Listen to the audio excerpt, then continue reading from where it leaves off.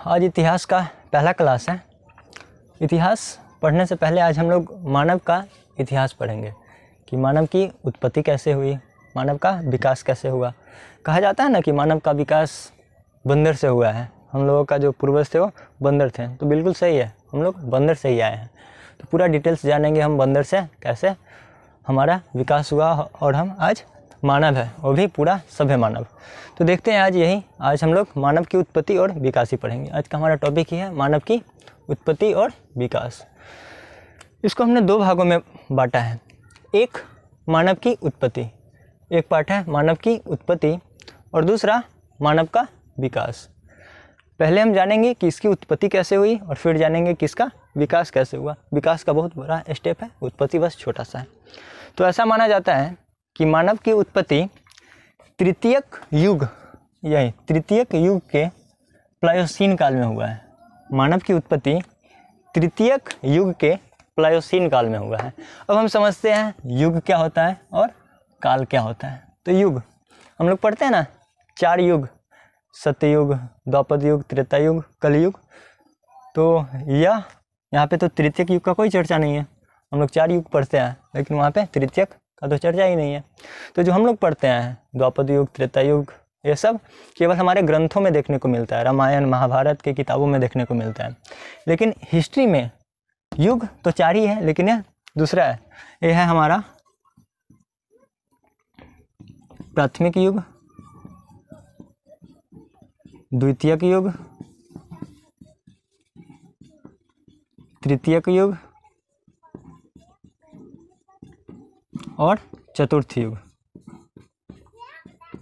इतिहास में हम 4 युग के बारे में पढ़ते हैं, प्राथमिक युग, द्वितीयक युग, तृतीयक युग और चतुर्थ युग। अब मानव की जो उत्पत्ति है वो तृतीयक युग में हुआ है, यानी कि यहाँ पे मानव की उत्पत्ति यहाँ पे हुआ है। अब समझते हैं प्राथमिक युग। प्राथमिक युग में क्या हुआ? तो प्राथमिक युग में सबसे पहले जो हमारा विंध्य पर्वत है, विंध्य पर्वत की उत्पत्ति कब हुआ है? तो प्राथमिक युग में। अब समझते हैं और भी विंध्य पर्वत के अलावा यहाँ पे समुद्र के छोटे छोटे जो जीव होते हैं, समुद्री जीव, उसका उत्पत्ति यहीं पे हुआ है प्राथमिक युग में। और एक पर्वत है जर्मनी का, ब्लैक फॉरेस्ट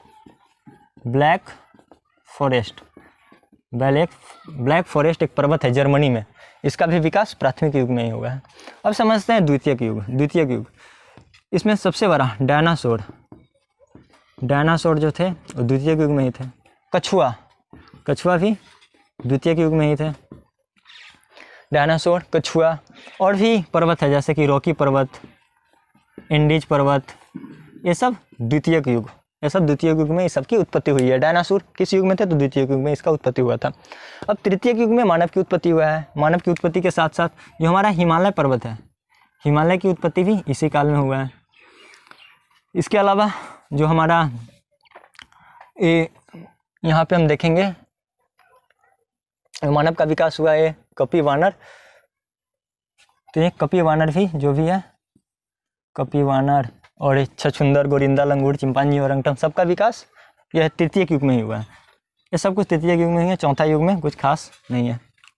प्राथमिक युग में विंध्य, हिमालय की उत्पत्ति, ब्लैक फॉरेस्ट, ये सब प्राथमिक युग। द्वितीयक युग में डायनासोर, कछुआ, रॉकी, एंडीज, इसमें मानव की उत्पत्ति, हिमालय मानव की उत्पत्ति तो यही हो गया। इसके बाद सब छोटा मोटा, यहाँ पे कुछ खास नहीं है। तो ये मानव की उत्पत्ति तृतीयक युग तो हम समझ गए हैं कि तृतीयक युग में मानव की उत्पत्ति हुआ है। अब एक काल क्या है? प्लायोसीन काल।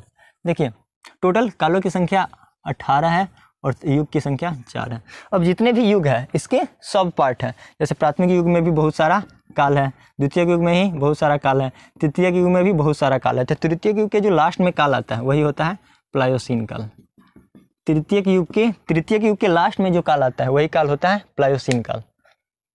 और प्लायोसीन काल यानी तृतीयक युग के लास्ट में मानव की उत्पत्ति हुआ है। हिमालय की उत्पत्ति स्टार्टिंग में ही हो गया था, लेकिन मानव की उत्पत्ति तृतीयक युग के लास्ट में हुआ है। तो ये हम समझे अभी मानव की उत्पत्ति के बारे में, कहाँ से हुआ है। तो मानव की उत्पत्ति तृतीयक युग में हुआ है, इसे टर्शियरी युग भी बोलते हैं इंग्लिश में, और प्लायोसीन काल में हुआ है। टोटल कालों की संख्या 18 और युगों की संख्या 4 है। अब समझते हैं मानव का विकास कहाँ से हुआ है। तो मानव का विकास लगभग 20 लाख वर्ष पूर्व, मानव का विकास लगभग 20 लाख वर्ष पूर्व हुआ है।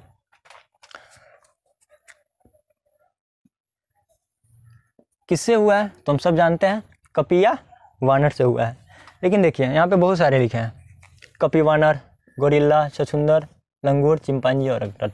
ये सब का एक समूह है, एक सबका कपी वानर, गोरिल्ला, छछूंदर, लंगूर, चिंपांजी और ओरंगटन सभी का एक समूह होता है जिसको हम कहते हैं प्राइमेट। क्या कहते हैं? प्राइमेट। कपी वानर प्राइमेट किसे कहते हैं? तो प्राइमेट क्या है? ये स्तनधारियों का समूह है, स्तनधारियों का समूह। प्राइमेट क्या है? तो ये स्तनधारियों का समूह है। देख रहे हैं यहाँ पे वानर भी स्तनधारी, गोरिल्ला भी स्तनधारी, छछूंदर, लंगूर, चिंपांजी और ओरंगटन सब स्तनधारी है। तो कहा जाता है कि मानव का विकास है जो प्राइमेट से हुआ है। प्राइमेट से, प्राइमेट क्या है? तो ये स्तनधारियों का समूह है, जैसे कपी, वानर, गोरिल्ला, सबके समूह को क्या बोलते हैं? प्राइमेट। तो मानव का उत्पत्ति भी प्राइमेट से ही हुआ है। और प्राइमेट में भी किस प्राइमेट से? प्राइमेट तो बहुत सारा है, सभी का समूह है। तो प्राइमेट में हम देखते हैं वानर से उत्पत्ति, कपी या वानर इसको बोलते हैं। तो मानव की उत्पत्ति कपी या वानर से हुआ है। वानर से ही मानव की उत्पत्ति हुआ है। गोरिल्ला आज भी देखते हैं, छछूंदर, लंगूर ये सब तो है ही, लेकिन जो वानर है यही इसी से मानव का विकास हुआ है। तो वानर से मानव का विकास। जो सबसे पहला मानव था माना जाता है कि ये रामापिथेकस था। रामापिथेकस ये अफ्रीका के उष्णकटिबंधीय जंगल में पाया जाता था। ये लगभग 3 से 4 फीट लंबा था। 3 से 4 फीट लंबा था, जो कहाँ पाया जाता था? अफ्रीका के उष्णकटिबंधीय जंगल में, जिसका नाम क्या था? रामापिथेकस। पूछते हैं ना कि हमारा आदि मानव का सबसे पहला मानव का नाम क्या है? तो ये रामापिथेकस है। रामापिथेकस अफ्रीका में इसका विकास हुआ है। अब देखिए ऑस्ट्रेलोपिथेकस का विकास दक्षिण अफ्रीका में हुआ है। 1924 में दक्षिण अफ्रीका में एक खोपड़ी प्राप्त हुआ है, खोपड़ी का हड्डी वही प्राप्त हुआ है। तो ऐसा माना जाता है कि दक्षिण अफ्रीका में भी मानव का विकास हो रहा था उस टाइम, और जिसका नाम क्या दिया गया? ऑस्ट्रेलोपिथेकस। तो ऑस्ट्रेलोपिथेकस क्या है? ऑस्ट्रेलोपिथेकस दक्षिण अफ्रीका में जो मानव विकसित हो रहे थे वही क्या है? ऑस्ट्रेलोपिथेकस है। फिर है अगला होमो हैबिलस। होमो हैबिलस ये क्या है? तो पूर्वी अफ्रीका में विकास हो रहा था। वैसा मानव जिसका विकास पूर्वी अफ्रीका में हो रहा था वो सब क्या कहलाया? होमो हैबिलस। ऐसा कहा जाता है कि प्रथम बार हाथ का खुलकर प्रयोग यही लोग किए थे, होमो हैबिलस। पहले बंदर था, बंदर 4 पैर पे चलता था, तो ये 4 उसका पैर ही था, 2 हाथ पैर। धीरे धीरे पैर ऊपर उठा और उठकर खुलकर हाथ का जो प्रयोग करता है वो कौन करता है? होमो हैबिलस करता है। और जब हाथ का प्रयोग किया तो ये औजार का भी प्रयोग करने लगा उसी टाइम से। और कोई जानवर इस पर अटैक कर रहा है या और कुछ हो रहा है तो ये औजार का भी प्रयोग करने लगा। तो होमो हैबिलस प्रथम बार हाथ का प्रयोग किया था और औजार का भी प्रयोग किया था, और इसका विकास कहाँ हुआ था? पूर्वी अफ्रीका में। अगला आता है हिडलबर्ग। हिडलबर्ग का विकास कहाँ हुआ है? तो यूरोप में विकसित। इसका विकास यूरोप में जो मानव का विकास हो रहा था वही क्या कहलाया? हिडलबर्ग। अब अगला आता है जावा मानव। जावा इंडोनेशिया में एक जगह है, इंडोनेशिया। तो ये जावा में विकसित जो मानव हो रहा था उसी का नाम क्या है? जावा मानव। जावा कहाँ है? तो इंडोनेशिया में। कहा जाता है कि ये सब नरभक्षी थे, मतलब यही मानव ही मानव को खाते थे, एक मानव दूसरे मानव को खा जाते थे, तो ये सब नरभक्षी थे। और सबसे इम्पोर्टेंट आग का खोज, सबसे पहले आग का खोज कौन मानव किया था? तो जो जावा मानव थे वही सबसे पहले आग का खोज किया था। आगे पिकिंग मानव, इसका विकास कहाँ हुआ है? तो इसका विकास चीन में हुआ है, और ये भी नरभक्षी थे, यानी ये आदमी को खा रहे थे। तो यहाँ पे हम पढ़े हैं 1 2 3 4 5 6 मानवों के बारे में। एक रामापिथेकस, फिर ऑस्ट्रेलोपिथेकस, होमो हैबिलस, हिडलबर्ग, जावा मानव, पिकिंग मानव। रामापिथेकस का विकास अफ्रीका, ऑस्ट्रेलोपिथेकस का विकास दक्षिण अफ्रीका में, होमो हैबिलस का विकास पूर्वी अफ्रीका में, हिडलबर्ग का विकास यूरोप में, जावा मानव का विकास जावा में, और पिकिंग मानव का विकास चीन में। इसके अलावा भी है आगे निएंडरथल मानव। इसका विकास कहाँ हुआ है? तो ये जर्मनी में जिस मानव उस समय जो रह रहे थे और मानव का विकास हो रहा था वो सब क्या कहलाया? निएंडरथल मानव। और ये सब गुफाओं में रहते थे। ऐसा कहा जाता है कि ये गुफाओं में रहने का इसका प्रमाण मिला है, ये सब गुफाओं में रहते थे। अगला आता है पिल्सडाउन मानव। इंग्लैंड में विकसित, यानी जिस मानव जो इंग्लैंड में विकास हो रहा था मानव का, तो ये सब क्या कहलाया? पिल्सडाउन मानव। अगला क्रो-मैग्नन मानव, इंपॉर्टेंट है क्रो-मैग्नन मानव। नहीं, इसका विकास कहाँ हुआ? फ्रांस में। और इसकी मस्तिष्क क्षमता सर्वाधिक थी, यानी जो हम लोगों का मस्तिष्क का पावर होता है, ब्रेन का पावर, उससे कई गुना ज़्यादा क्रो-मैग्नन मानव का दिमाग का पावर था, मतलब दिमाग से बहुत ज़्यादा तेज था। तो यही है मस्तिष्क क्षमता सर्वाधिक। तो सर्वाधिक मस्तिष्क क्षमता क्रो-मैग्नन मानव का था। और ये सबसे लास्ट होमो सेपियंस, जैसा कि हम सब जानते हैं कि आधुनिक मानव का जो वैज्ञानिक नाम है वो क्या है? होमो सेपियंस। तो होमो सेपियंस क्या है? आधुनिक मानव है, जिसका विकास कहाँ हुआ है? एशिया में। जो होमोसेपियंस का विकास एशिया में हुआ है और इसी को क्या बोलते हैं हम, आधुनिक मानव। तो यहाँ पे हम देखें कपी या वानर, बंदर से लेके आधुनिक मानव तक का सफर।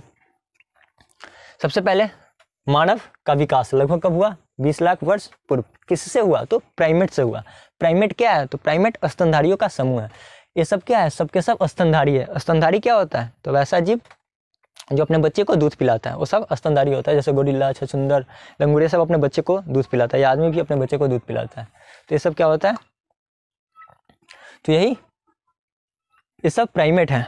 प्राइमेट यानी स्तनधारियों का समूह। और यहीं से वानर या इसको कपी भी बोलते हैं, यहीं से मानव का विकास हुआ है। मानव का विकास सबसे पहले रामापिथेकस, फिर ऑस्ट्रेलोपिथेकस, फिर होमो हैबिलस, हिडेलबर्ग, जावा मानव, पिकिंग मानव, फिर यहाँ पे निएंडरथल मानव जिसका विकास जर्मनी में हुआ है और ये सब गुफाओं में रहता था। आगे पिल्सडाउन मानव, इसका विकास इंग्लैंड में हुआ है। क्रोमैग्नन मानव, इसका विकास फ्रांस में हुआ है और इसकी मस्तिष्क क्षमता सबसे अधिक थी। और होमो सेपियंस, ये सब आधुनिक मानव है जिसका विकास कहाँ हुआ है, एशिया में। तो आज का हमारा टॉपिक था मानव की उत्पत्ति एवं विकास। आगे भी हम लोग देखेंगे अगले वीडियो में।